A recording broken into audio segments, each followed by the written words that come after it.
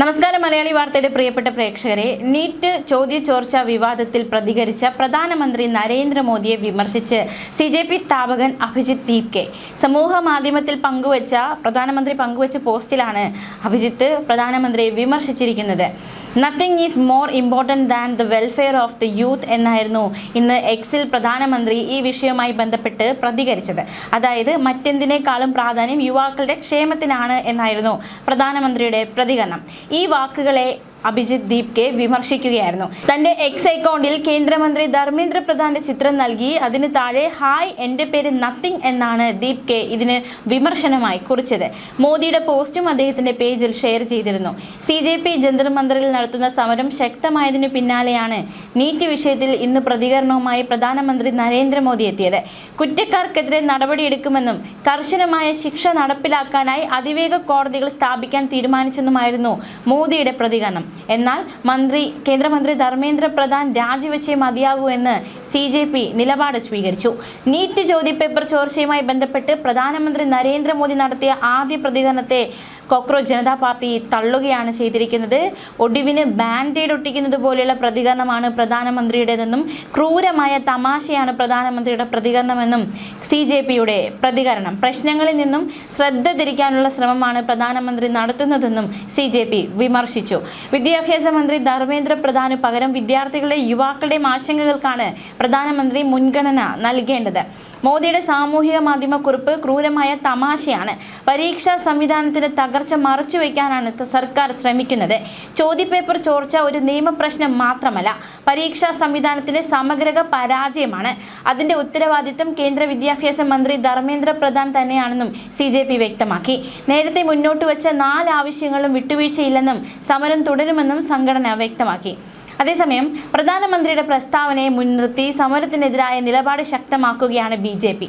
ഒരു തീരുമാനമെടുത്താൽ അത് പൂർത്തിയാക്കുന്ന നേതാവാണ് നരേന്ദ്രമോദിയെന്നും രാജ്യത്തിനും ലോകത്തിനും അത് അറിയാമെന്നും BJP ദേശീയ അധ്യക്ഷൻ നിതിൻ നവീന്റെ പ്രതികരണം. ഇന്നായിരുന്നു പ്രധാനമന്ത്രി ഈ വിഷയത്തിൽ പ്രതികരണവുമായി രംഗത്ത് വന്നത്. പരീക്ഷാ ക്രമക്കേടുകളിൽ ഉൾപ്പെട്ടവരെ വേഗത്തിൽ നിയമത്തിന് മുന്നിൽ എത്തിക്കാൻ ഫാസ്റ്റ് ട്രാക്ക് കോടതിയിൽ സ്ഥാപിക്കുമെന്നായിരുന്നു പ്രധാനമന്ത്രിയുടെ പ്രതികരണം.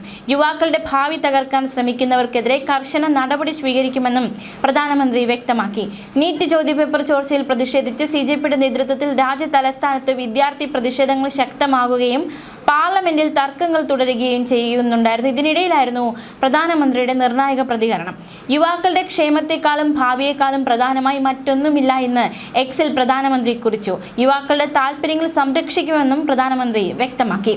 ചോദ്യപേപ്പർ ചോർച്ചയുമായി ബന്ധപ്പെട്ട കേസുകൾ വേഗത്തിൽ വിചാരണ ചെയ്യുന്നതിനായി രാജ്യത്ത് ഫാസ്റ്റ് ട്രാക്ക് കോടതികൾ സ്ഥാപിക്കാൻ സർക്കാർ തീരുമാനിച്ചിട്ടുണ്ട്.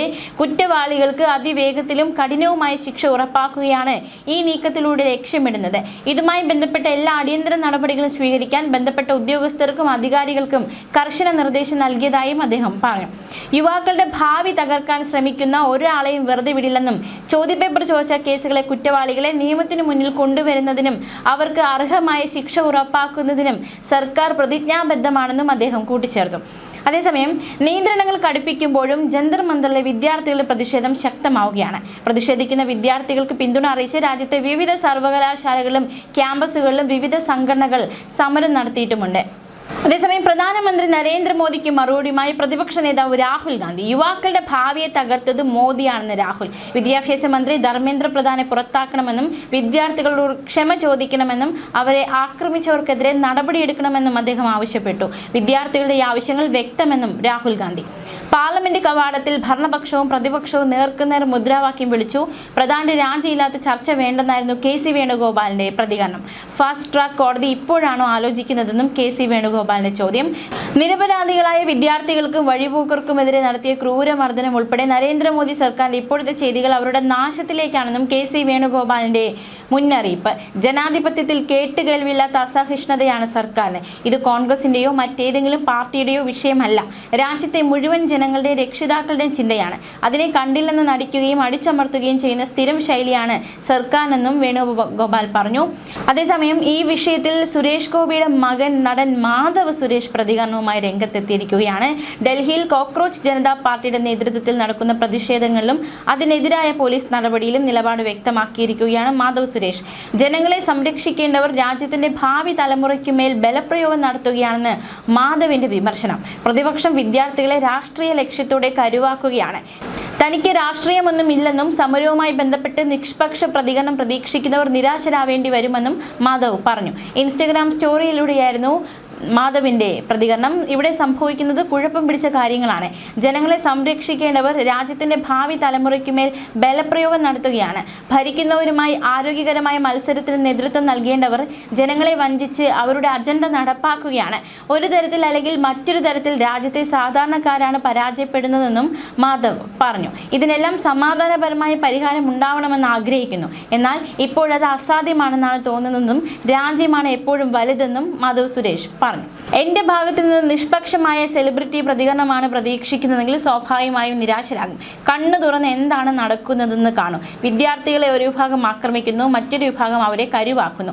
രാജ്യത്തിന്റെ ഭാവിയെക്കുറിച്ച് ശരിക്കും ചിന്തയുണ്ടെങ്കിൽ ഒരിക്കലും ഇതൊരു രാഷ്ട്രീയ പോരാട്ടമാക്കി മാറ്റില്ല. ഓരോ ഇന്ത്യക്കാരനും ഇത് മനസ്സിലാക്കുമെന്ന് താൻ പ്രതീക്ഷിക്കുന്നതായും മാധവ് കുറിച്ചു. അനാവശ്യമായ മോശം സന്ദേശങ്ങൾക്കുള്ള മറുപടി അതേ ഭാഷയിലായിരിക്കും. ഇന്ത്യയോടുള്ള സ്നേഹത്തെക്കാൾ വലുതാണ് BJPയോട് ചിലരുടെ വിരോധമെന്ന് അവർ എന്നോട് പറഞ്ഞു.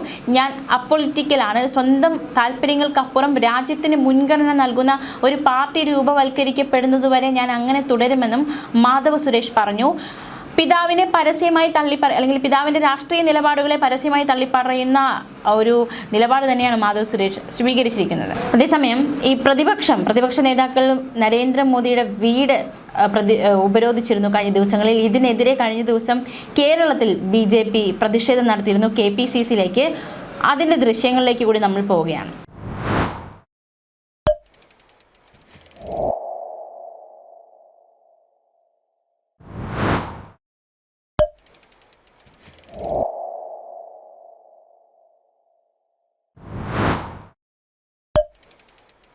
Thank you. You